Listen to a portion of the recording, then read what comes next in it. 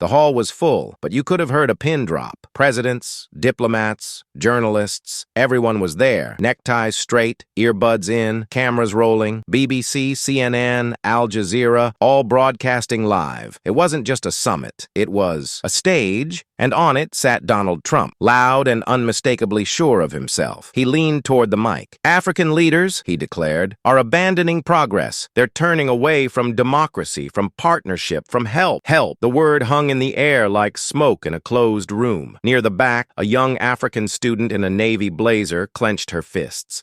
Thousands of miles away, in a small home in Burkina Faso, a mother watching from an old TV furrowed her brow, confused, maybe angry. And at the front of the room, Captain Ibrahim Traoré didn't blink. Dressed in full military uniform, still as stone, unreadable. But something shifted. Trump went on. Africa needs guidance, not rebellion. That was it. The moment the oxygen changed. Traoré pushed his chair back, just a small sound, metal against marble, but it cut through the room like thunder. Every lens swung toward him. The whole world seemed to freeze. And then calmly, without raising his voice or breaking eye contact, he said 6 words that would race across continents before the echo faded in the room. Stop meddling in Africa, right now. No yelling, no threats, just truth. Clear and steady like a bell. Gasps. Then silence. Deep and dreadful. 15 seconds later, someone posted the clip. Within 5 minutes, it had 4 million views. Stop Meddling was trending in 30-plus countries, in Lagos, in Chicago, in Nairobi. In Berlin, inside the summit, Trump looked around, unsure what to do with the silence. He had expected applause, or polite nods. Not this, not the storm. Traoré didn't sit back down. He stepped forward, firm but calm, like a father who's finally had enough of being talked down to. "We are not your project," he said. "Not your charity, not your test case." He looked around the room. "We're not here to beg. We're here to build." A South African ambassador covered her mouth. A Nigerian official nodded, eyes full. Even the French interpreter hesitated, hands shaking as he repeated the words into the leader's earpieces. And back home? Crowds were already forming around phones and TV sets. In Ouagadougou, a grandmother clutched her grandson and whispered, "He speaks for us." From Dakar to Kinshasa to Cape Town, people felt something they hadn't felt in a long time. Dignity. Even in the U.S., college students started reposting clips with captions like, "Why aren't our leaders this brave?" In Paris, a veteran journalist whispered under her breath, "We're witnessing history." And yet, the most unexpected moment hadn't happened yet, because Trump wasn't done. He leaned in again, this time with noticeably less bravado. "Well, look," he mumbled, tugging at his tie. "No offense intended, but let's be real, many African nations are resisting global progress." He gave an awkward smile. No one smiled back. Traoré stayed standing. Quiet. Steady. Trump tried again. "We've poured billions into aid. How can you accuse us of meddling?" That's when Traoré walked, slowly, to the moderator's microphone. Camera operators stood straighter. Focus adjusted. He wasn't speaking as a soldier now. He was something else. "Aid," he said, voice steady. "You call it aid. We call it leverage. We call it theft." The words hit hard. A woman in the audience began to cry. She was from Mali. Her father had died in a mine run by a foreign company. The grief in her chest echoed Traoré's words like a drumbeat. Then came the moment no one could prepare for. Traoré turned slightly, facing the cameras, the screens, the people watching from home. "My mother," he said softly, "died in a hospital without electricity. Just 2 blocks from a foreign embassy lit up like a hotel in Paris." He paused. The silence screamed, "Don't talk to me about your investments." And the room cracked open, Leaders looked away, hands folded, brows lowered. But Traoré wasn't done. He took a breath. Then, like someone telling a painful bedtime story, he spoke gently. Let me tell you about a village in the north of Burkina Faso. I was there last month.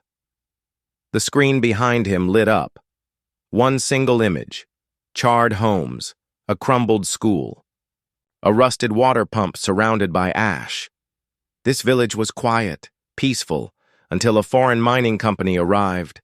Soldiers were sent to protect the mine, but they didn't protect the people. He looked up. His voice didn't rise, but it pierced. You cannot come into our home, burn it down, then ask why we're angry. Traoré's voice didn't rise. He didn't need to shout. The story did the work. One night, he said, armed men stormed the village.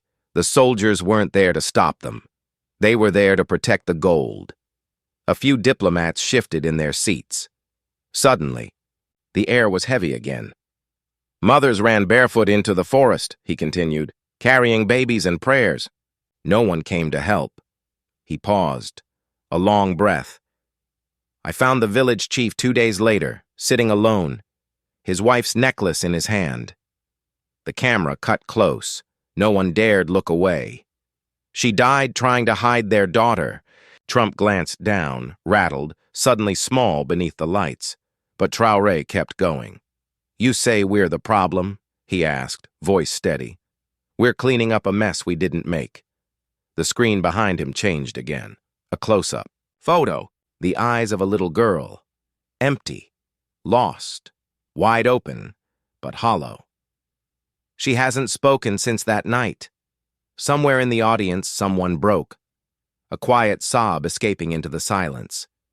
Then quietly, Traoré asked, Mr. Trump, what kind of leader would you be if that little girl were your daughter? The question wasn't loud, but it hit like thunder. Nobody moved, not even the translators. Then Traoré slowly reached into his jacket, pulled out a folded paper, creased at the corners, worn with age and maybe with grief. This, he said softly, was written by Thomas Sankara, just days before they killed him. Gasps swept the room. He knew. He saw it coming. The screen behind him went dark. No more images, just his voice now. Africa, he read, must free itself from the weight of foreign debts and pretend friendships. He unfolded the paper slowly, with the care of someone holding something sacred. We must choose dignity over aid, freedom over loans, life over silence. And then, if we must die, let it be standing. Traoré's voice cracked, but he didn't look away. He faced Trump. We are not your chessboard, he said. Our leaders are not your puppets, and we will not trade our people's lives for your profit. In Nigeria, a mother dropped to her knees in front of her TV. Her son, killed by local bandits, had never seen justice. She wept. In Ghana, a young girl whispered to her sister, Why do they treat us like we're nothing? The clips spread across the globe like a wave. And still, Traoré wasn't finished. He turned and received a folder from his aide. This, he said gently, was drawn by a child in Ouagadougou after her father was killed. He held it up, a child's drawing, crayon figures, a big man in green, unmistakably Traoré, beside a little girl with wide, haunted eyes. In the background, flames, planes, a coffin without a name. At the bottom, in uneven handwriting, please protect us. No one spoke, not even the moderators. Her name is Mayam, he said. She's 8. She doesn't know politics, but she knows loss.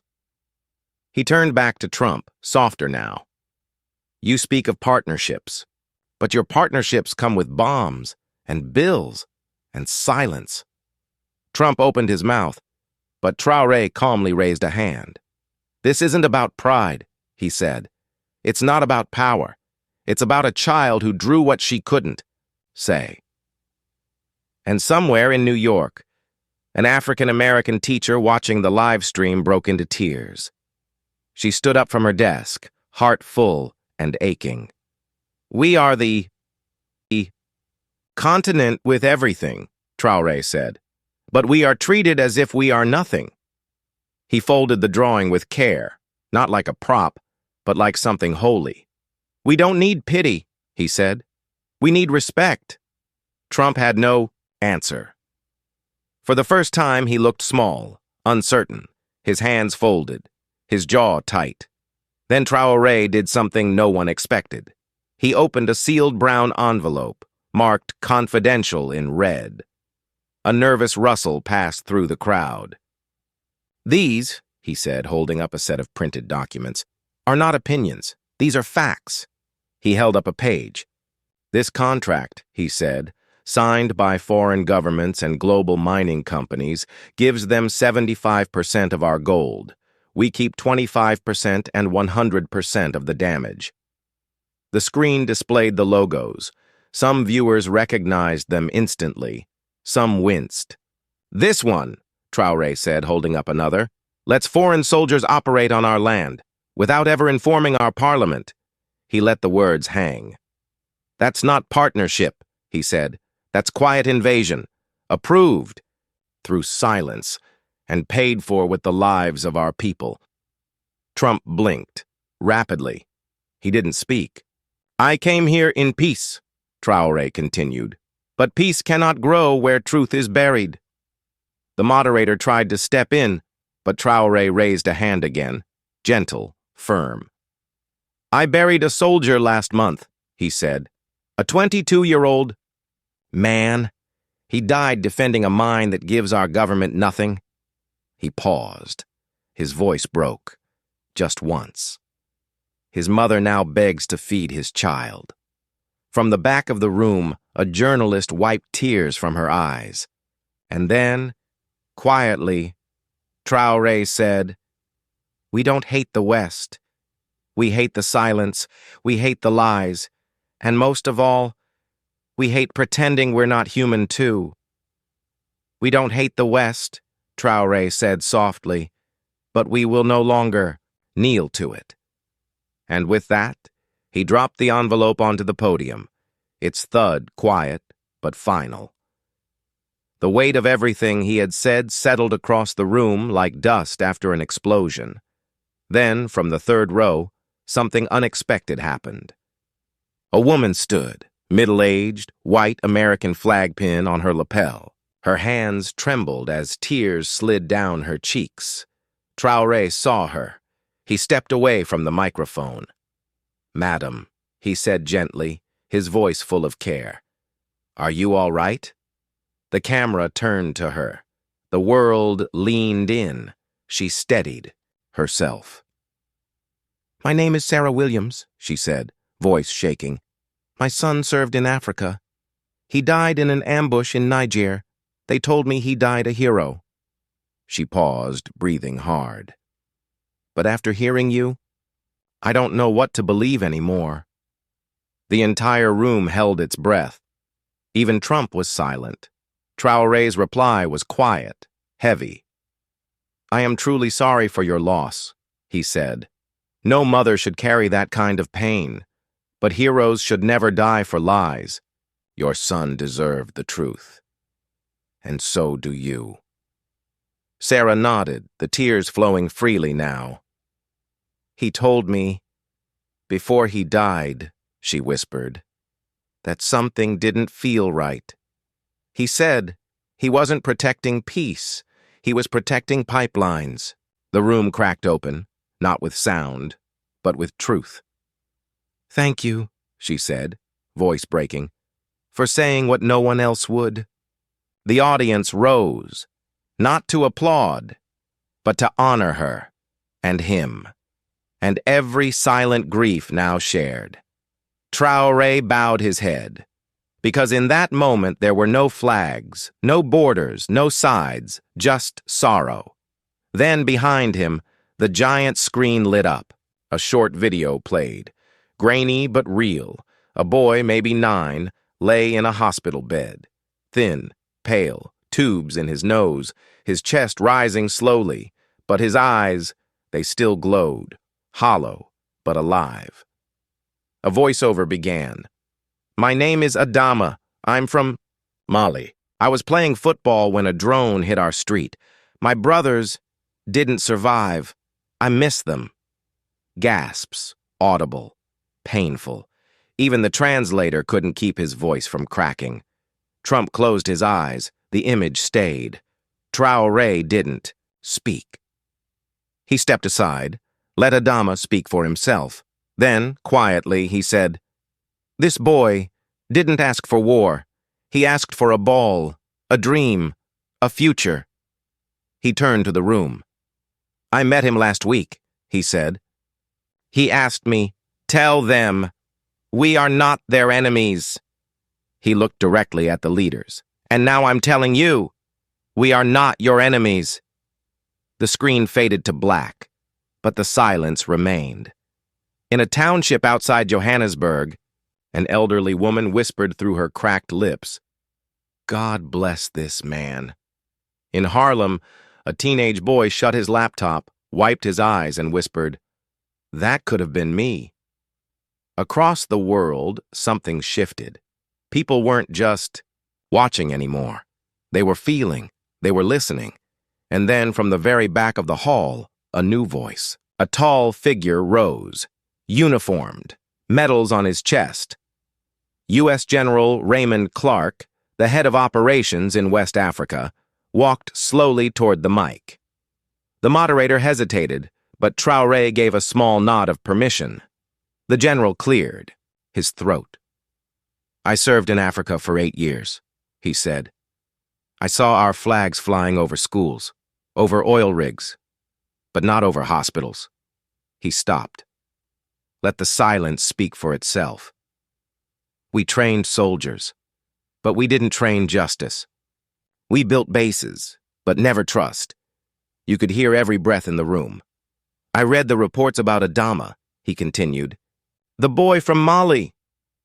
We failed him." A ripple passed through the crowd. A gasp, a glance, a quiet reckoning. General Clark turned slowly to face Traoré. "You're not our enemy," he said. "You are the mirror we've refused to look into." And then slowly, solemnly, he raised his hand and saluted. The world didn't cheer. It cried.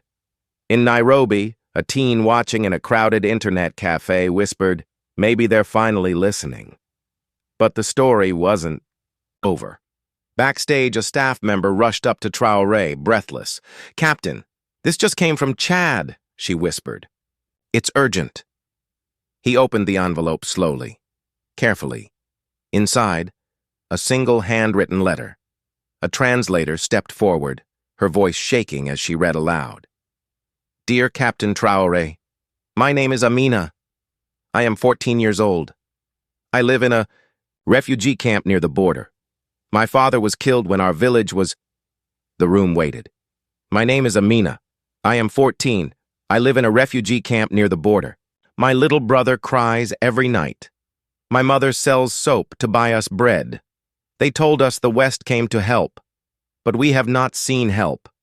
Please don't stop speaking for us. Please don't stop fighting for Africa." The letter was read aloud, and it broke something open. Some audience members wept openly. Others simply sat frozen, as if holding their breath.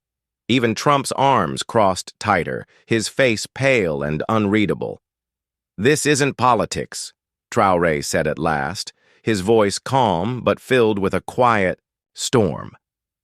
"This is real children, real mothers, real suffering, and we, the world's so-called leaders, sit in air-conditioned rooms, sipping water in leather chairs, while their children sleep on dirt floors." He lifted the letter high, a single fragile page, like it was worth more than gold. "You may not know her name," he said, "but Amina's life is worth more than any contract or barrel of oil." He placed the letter beside the microphone, carefully, like a sacred offering. "This," he said softly, "is why I lead." And for a moment, the world paused. Not to argue, not to defend, but simply to feel. Just then, as the summit began shifting to the next speaker, another voice broke the silence. It came from the front row. A woman, young, African, wearing a long blue dress, simple, elegant. No microphone, no title, just trembling hands and eyes swollen with grief. Security began to move, but Traoré raised a hand. "Let her speak," he said. She stepped forward. In her hands, a photo. She passed it gently to a nearby staffer, who placed it on the big screen. A man in his 30s, dark skin, bright smile, arms wrapped proudly around two children. Then the caption appeared. "Killed in a convoy attack. Wrong, wrong place. Wrong time." Her voice cracked. "My husband," she said, "was delivering medicine. A foreign drone mistook his truck for a threat." She gripped the photo like it was the only thing holding her together. "He was all we had," she whispered. "My son asks every night, 'When is Papa coming home?'" She began to sob. "I don't know how to answer him." And in that instant, the room broke. Some audience members turned away, unable to bear it. Others cried, openly. But Traoré didn't hesitate. He walked down from the stage. No speech, no grand gestures, just a quiet human hug. Not as a president, not as a captain, but as a man, holding another human being's grief in his arms. Across the ocean in California, the summit livestream had taken over dorm rooms, classrooms, and cafes. On one campus, Stanford University, the camera caught a moment that would echo just as powerfully. In the front row of a packed lecture hall sat Emily Carter, a young American student, daughter of a U.S. diplomat. She had been silent until now. She pulled out her phone, hit Go Live on TikTok, tears already falling. "I thought we were the good guys," she said. Her voice was shaking. "My dad always told me Africa was unstable, that we were helping. But I just watched a mother cry over a drone strike that killed her husband. We did that." The comments flooded in. "I'm crying too. I feel ashamed." "How do we fix this?" Emily looked straight into the lens. "Captain Traoré, you're the bravest man I've ever seen. I'm sorry. On behalf of people who were blind, we see now." That clip went viral within the hour. African teens reposted it. American veterans shared it. It wasn't political. It was human. And for the first time in decades, millions of young voices in the West joined African voices, not to lead, but to listen. Traoré hadn't just spoken for Africa. He had woken up the world. Then, just as the summit tried to move on, the news hit. Breaking. Leaked U.S. diplomatic audio headlines flashed across every screen. CNN, BBC, Al Jazeera, chaos. And then, the tape. A recording from a private meeting, 3 months before the summit. The voice of a Western diplomat. "As long as Africa stays dependent, we stay in control. Keep the leaders sweet. The people, they don't matter." Boom. The world gasped. Leaders stormed out. Some fumbled for words, others hid behind statements. Trump stared at the screen, jaw locked tight. But Traoré didn't move. He stepped, calmly back to the mic. His voice, steady, even gentle. "You told us to trust your words," he said. "But your secrets speak louder." He paused. Then, with the quiet power of a truth that needed no apology, he said, "This is why we are rising. This is why we are cutting the strings. And from Dar es Salaam to Detroit, from Addis Ababa to Atlanta, people rose with him. Online, in the streets, in their hearts, on TikTok, on X, on YouTube, not just scrolling anymore, not just reacting, feeling, sharing, awakened. And for the first time in living memory, Africa didn't look small. It looked massive. Not forgotten, but unstoppable. There are moments that don't belong to politics. They don't belong to governments, presidents, or even borders. They belong to people. And this was one of them. At an international summit in Geneva, the kind where speeches are polished and applause is polite, something unexpected happened. A captain from Burkina Faso stood at the podium. No notes, no prepared remarks, just a trembling voice and truth that couldn't wait any longer. "This isn't just about Africa," he said quietly. "It's about dignity for everyone." He didn't raise his voice, but the room heard him louder than anyone before. Even seasoned diplomats stood and clapped, not for politics, but for the kind of truth that doesn't ask permission. The summit adjourned that evening, but something else began. Across African cities, from Bamako to Nairobi, children poured into the streets. No chants, no signs with party slogans, just cardboard and crayon held by tiny hands. "Let us dream without bombs. Stop stealing our future. We are not your projects." And one simple plea: listen to Captain Traoré. But it didn't stop there. In a small town outside London, a group of school kids painted a giant map of Africa on their school playground. Above it, they wrote just one word: respect. In Brazil, children drew pictures of a boy from Mali, a quiet hospital bed smile now printed on posters that read, "His life matters too." And in Washington, D.C., what officials feared most came true. A march, not of activists or angry crowds, but of children, hundreds of them, sitting silently on the steps of Capitol Hill, no shouting, just presence. Back in Burkina Faso, a little girl was asked by a reporter what she wanted most. She looked down, then up. "I want my school to stay open," she said softly. "And I want my mama to be safe." The reporter had no words left. Meanwhile, alone in a quiet hotel room in Geneva, the captain watched it all unfold on his phone. His hands shook, but his heart, for the first time that day, felt steady. And he wept, not from pain, but from something far rarer: hope. Later that night, just as the summit was closing, the moderator took the stage one last time. "Captain, Traoré has requested a final word." The room, still reeling from the day, straightened in silence. He stepped forward. No fanfare, no papers, just raw humanity.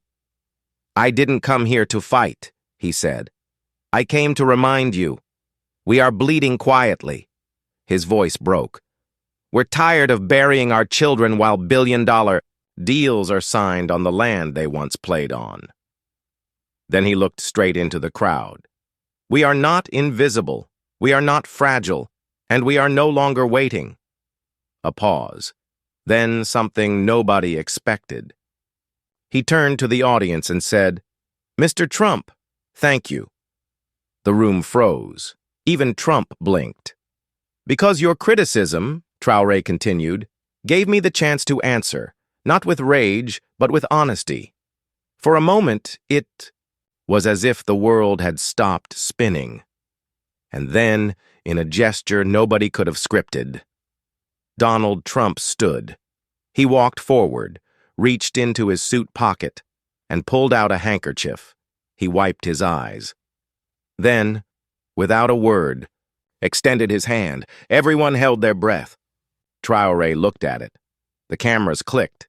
And then, he shook it. Not out of agreement, not for approval, but because sometimes a gesture means, "We can start again."